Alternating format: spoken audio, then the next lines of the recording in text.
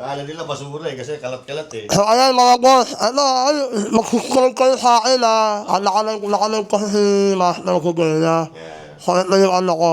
Sa mga hindi pa nakakapanood, ayan o. Subscribe kayo ano ko yung ano ko pangalan ko. Sir Jack po. Yan, hanapin nyo lang yung kanyang mukha, hindi man yung rainbow. Wala kakaiba yan. Nakakaiba yun kasi, alam mo bakit rainbow? Makla ako eh. Makla, hindi ako makla. Yan. Bali mga boss, ito po, pauwi na kami bukas. So, naglilipot na kami ni Master Kugaya. Yan, so, siyempre, vlogger na ako eh. Hindi ako tunay na vlogger, magwala ka YouTube, di ba? Ito, legit na ako na vlogger. Ito lang. Oh, may YouTube ka na eh. YouTube na ako eh. Ano ko, ayusin ko na ito. Yan. Pantay na yan. Yan. Ano yung mga... Tapos mga boss, alam mo, kwento ko lang. Sige. Dito sa Langaw, gumagana ang batas. Yan. Di ba? Gumagana ang batas. Pinapatupad talaga ang batas. Oo. Hindi dekorasyon lang. Saka talagang yung mga tao nito, alam mo, sanay na sila. Oo. Alam mo yung on time na, sarado. Yung galaw nila, yung galaw ng mga tao dito, talagang naaayon sa batas. Alam na nila eh. Kumbaga, nasa muscle memory na nila, ay, hindi ako pupunta dyan kasi bawal yan. Dito, ganun. Oo. Ang galing nila. Pero doon sa ibang lugar, puta, pasimuno yung mga nagtatrabaho pa sa gobyerno eh, no? Yes! Yung mga anak nila kung ba? Oo. Alam mo, anak ng mga hari eh. Anak ng Diyos eh. Anak ng Diyos kung makakit eh. Makayaman eh. Saka lang ito, mga boss. Kung gagawin ko nilang mas madali.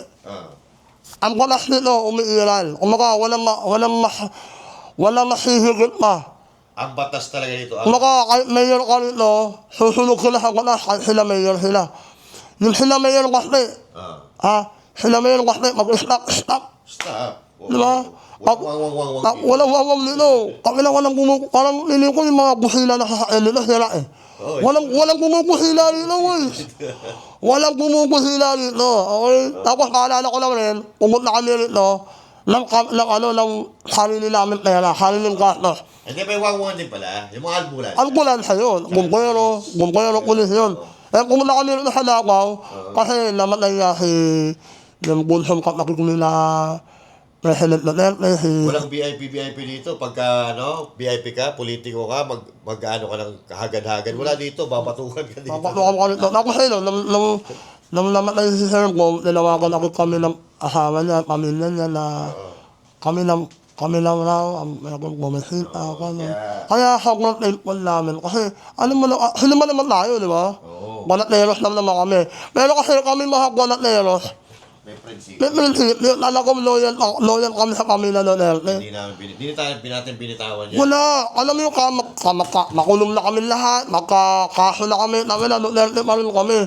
Tapos sila habang na mga vlogger ng mga magnanakaw, na mga vlogger nila Marcos, na Romualdez na guliaran lang tayo parang Ano yung psychology nila yun? mga ulol, kayo ang bayaran, nakila nyo. Wala ko kami mga pera, nila yung camera namin, mahal yan, iPhone 17 Pro Max. Ulit na yung 1 terabyte. Kaya maganda camera. Kaya maganda camera, malinaw eh. Camera ko, Cosmo Pocket 3. Ulit na yun, nilulukan, ha? Tapos sasabihin nyo, bayaran kami. Pinaghirapan. Hindi naman mahal ng cellphone namin, bayaran ba yan? Galaxy. Galaxy S26, diba? Tapos, may negosyo kami, may hanap buhay kami. Yung relo namin maganda. Nasa relo ko. Ako, relo ko nandun. Gucci, diba? Gucci. Tapos nyo, sasabihin nyo, wala kami pera. Ang ilan nyo, Higilan nyo kami, ha? sasaktan ko mukha nyo. Sasaktan ko lalamunan nyo, mga hayop kayo eh. Ayaw ko naman sa lahat yung magbibintawan tayo nila yung ginagawa. Alam mo yung, ano na tayo, kaya hindi ako nagigigil ako, ayaw ko pinagbibintawan ako eh. Hindi naman tayo nasasaktan. Kaya Hindi naman, pero mas kasi parang yung gawain nila. nilabasa sa atin. Nilabasa sa atin. Yun ang Ang ina nyo, kayo ang nakakagulat, wala kayong negosyo, wala kayong trabaho. Paano kayo nakabuli sa sports car? Yan. Paano kayo nakabuli ng property? Wala naman kayong negosyo, wala kayong kabuhayan, mga hayop kayo. Mga patay gutom, di ba? Mahal ako magsalita ko, nakakaktan ako. Masakit magsalita, pero Totoo. ang tamaan. Pala kayo, hakul kayo, mga maglalakaw kayo, mga hayop kayo. Kami mahal namin ng Duterte. Sana itong sana makaupo na si Ma'am Sara para ang ina talaga, alam mo yung mga kawatan, grabe na eh. Yung mga kawatan, dapat mahubos na eh.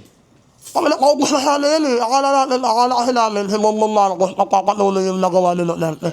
Tapos, kaya kayo sinuportahan si Marcos ha, dahil sa kay Marcos, kay Sara. Akala mo, pagpapatuloy yung ginawa ni Correct, Duterte. oo. Pala, pagpapatuloy yung ginawa ng tatay. Kami nakulog naman, no? Nilogli mo kayo, pag lalakaw, hayop ka. Wala kang awa, ha? Walang kiyaya. Pero anyway, ang kalat tayo, normal na nagkakalan tao yan. Pero ang kinakatakot ko lang, baka kasi malakot na magkaroon ng gera. Tapos ang presidente natin si Marcos. Ay, putsa Kami na mawawala tayo yan eh. Kung may may pandemic nung Oo. nung... Ngayon. Ay, wala na. Baka patay na tayo lahat. Patay tayo lahat nun. Wala na pera eh. Wala na nakakautang sa atin. Wala na nakakautang. Wala na, ubos na. Paano pa utang? Ninanakaw. Nananakaw niyo. Alam na ng buong mundo. Ha? Oo. Alam na Amerika yan. Alam na China. Alam na Russia. Lahat naman na mga global powers na country. Paano tayo pautangin? Ninanakaw nila yung... Oo nga. Diba? Yun lang. Mga... Ano yung kulit lang sa nakaw. Ayan. Yung katas nila umiiral. Talagang pag sinabing bawal magsiwo. Hindi naman perfect yung daan. May mga konting baha lang. Alam mo yung baha? Oo. Siyempre, natural na yun. Alam mo yung baha lang na dahil may mga basura po sa... Diba, itong sidewalk, malinis. Alam mo yung mga parang wakanting lot eh. Meron ako bumili na yung buko kapon, diba? Buko. Kami lang, kung sila nagkatapon ng basura sa wakanting lot eh. Yung buko, okay lang yun. Kasi ang buko na ano naman Nature. nature naman. yan eh. Nabubulok naman yun. Pero yung plastic naman. Ay, walang plastic nila. Kung makabuko, kung makain yun. Kami lang yung sasagulo ko sana, baka nakain ako eh. Sasagulo ko sana yung magbubuko. May hawak ka na. May hawak na ano eh. May hawak na ako eh. Sasagulo ko sana, kasi wala yun, ako na sa namak. Gulang gumano, no? Kami na, wala na, ayoko na. Kaya mo na, gumawa niya, makahayop ka. Anyway, kompleto lahat. Kompleto lahat ng mga pangangailangan ng tao. As in, pagkain, eto na pansin ko. Mura gasolina rito. Yan. Sa hospital dito, libre. Ay, oo. Pag nakahype ka rito, libre hospital mo. Promise. Tapos, ang mabayaran mo lang, kunyari, nasa sobrang lala ng ano mo. Sobrang lala ng hype mo, as in, operahan ka. 10% lang mabayaran mo. Kung maka 100 kayo yung bill mo, 10,000 lang. Diba? Cover na lahat ng hospital. Ganun kalapit. Ganun kalapit. Pero kung laglat lang, libre yan. Nilay. Saka shout out din natin yung libreng hospital sa Sultan Kudarat Ay, oo, sa Sultan Kudarat. Eh, grabe nun. Magaling yung governor nun eh. Kay Dato Pax. O gano'n pa, ang galing nun. Alam mo yung mga naka-Mindanao, talagang maka-Pilipino sila, makatao sila eh. Halos lahat ng mga rin sa Mindanao. Punti mo sa Sulu. Oo. Si mga agbo sa Kortan, sila agbo sa Kortan. Ang mahal nila mga tao nila. Siyempre, kasi yun ang eh. Diba? Yun dapat. Kasi wala silang lahing magnanakaw. Kaya ka naglilingkod, dahil sa bayan, ang involved sa bayan ay yung taong bayan. Ano, kaya ka nilagay dyan eh, para pagsilbihan mo kami. Diba? Nilagay ka namin dyan, pagsilbihan mo kami. Nagtiwala kami sa inyo. Bakit yung galit nyo yun? Okay? Gayahin nyo ang mga Duterte. Gayahin nyo ang mga taga-Mindanao. Diba? Kasi ang laki ng Davao, no? Umikot kami ng Davao City. Nakatulog na kami lahat. Mag-vision namin, Davao City pa rin. Okay, ang laki, no? Nagulat si Sir Jack eh. Gulat talaga ako. Nagulat si Sir Jack. As in, promise, hindi ako OA. Talaga, ha? Davao pa rin to, sabi ko sa driver, no? Davao City pa rin. Ako. Ha? Hindi man, sabi ko, kinilala ko eh, dito na ako ng sur, dito naman ng norte. Hindi mo, boss, Davao City pa rin. Ang laki ng Davao City, hayop na yan. Ang laki talaga, as in, sobrang laki. Alam mo yung, alit na na Maynila eh, no? Yung kay Mayor Isko, maliit lang. Marami ng tao ron. Marami ng tao. Pero no, ang laki. Yung Davao City, siguro, hindi ko lang sure pero baka buong Metro Manila. O, kasama na Pinas, parang laki. Hindi rin. Hindi rin. Maliit ka na ko. Ay, isama mo yung QC. O, ako na, may kumakatok. Silot ng hayop na to. Oy, nagko-content kami rin na. Ito na. Matis na. Ha? Mag-lunch daw tayo. Mag-lunch na kami, kakainom namin. Magliligo pa kami. Kasi Boss Lala, oh. Boss Lala, ayan. Boss Lala, ano yung experience mo rito sa Davao? Lokal ka na eh. Oh. Hindi, maganda rito. Wala. Nakakaano rito. Nakakabilib talaga to. Ito yung lugar na gusto mong maging taga rito ka dahil sa sobrang ganda dito. Promise! As in, lahat dito maganda. Alam mo, isang lugar, kapag sobrang ganda, wala ka nakikitang pangit. Kahit tao. Wala, kahit pangit nito, maganda sa paligid mo. Dahil nga, maganda yung paligid. Alam mo yun. Tsaka safe talaga dito. Tapos, Boss Lala, umiiral yung batas nito, Umiiral ang batas. Basta lahat in order. Tsaka, di ba, may mga pinatutupad na batas yung LGU. Alam mo, kasama nila yung mga lokal, kasama nila yung mga residente na nagpapatupad nun. Example na lang, sigarilyo. Bawal. Di ba, pag nakita nila na nigarilyo ka, kasi tinest ni Sir Jack eh. Sabi niya, Yossi ako dito total, PWD naman ako eh. Alam mo, sabi nung tao na kausap namin, ay sir, walang pinipili dito. Kahit walang pulis, pipicturean ka, isisend, yari ka. Yari ka. Umumukha ko talaga. So dito lahat nagtutulungan. Yung barangay, yung mga tao, lahat ng komunidad hanggang sa LGU, nagtutulungan sila dito. Solid. Ang galing. Ang galing talaga. Live pala to? Live pala to? Ang galing. Live pala na sa akin. Yun. So napakahusay ng Basta Davao kami mo City. mag-subscribe sa akin. Hype na talaga. Oy, mag-subscribe nga kayo sa YouTube ni Sir Jack. Kasi ako yung Facebook ko wala na. Putang na, tinira na naman sa leeg. Wala naman. Nakapula nga. Wala na. Alas na tayo, nakapula rin sa akin. Hindi na monetize doon. Patay tayo dyan. Walay na. Hindi, pero ano pa naman, nakakapag-post pa naman ako. Pero, pula na siya. Unable to monetize na. Tsaka hindi na siya nire-recommend. Sir Jack, mangha dito. Lahat ng lugar na pinupuntahan ni Sir Jack, napapangaw si Sir Jack. First time niya yan. Kaya tinatanong ko siya kanina. Kasi mga boss na, kung wala tayo lang, iniikot natin. Sabi lang, ito nakatulong na lahat. Mag-grilling yan, nakabaw pa rin. Ando doon ka na. Andinis. Nakabaw pa rin. Promise, ako, nagpataka na ako eh. First time ni Sir Jack yan, ha? You're no longer earning. Ayun, yari ka. Ano sila status mo? I-review natin. Ayun nga. Mamaya papayos ko muna yung Facebook ko kay Sir Jack, ha? Pero sobrang solid dito. Napakaganda talaga ng Davao. Siguro kung lilipat ako ng bahay. Atong Davao ang unang iisipin ko na puntahan. Actually, itong Davao, stress reliever ng mga bakasyonista. Davao talaga. At saka kompleto rito. May kabundukan, may dagat, may city. Wala ka nang hahanapin. Tatawid ka lang sa kabila. Nasa Samal ka na, ang ganda ng Samal Island. Sana nga nakapunta si Jack. Pero marami pa naman pagkakataon na pupunta at bibisita kami si Jack. Kino-consider ni Sir Jack lumipat dito. Siyempre, Banateros kasi, pwede naman kami bumili ng property dito tapos bakasyunan. Maganda. O kaya, paupahan mo. Kasi marami na rin mga nangungupahan dito. Dito na rin halos lahat. Mga BPO, mga Techno Hub, madami na dito. So, magko-compete na talaga itong Davao sa ibang mga cities, lalo na sa Metro Manila.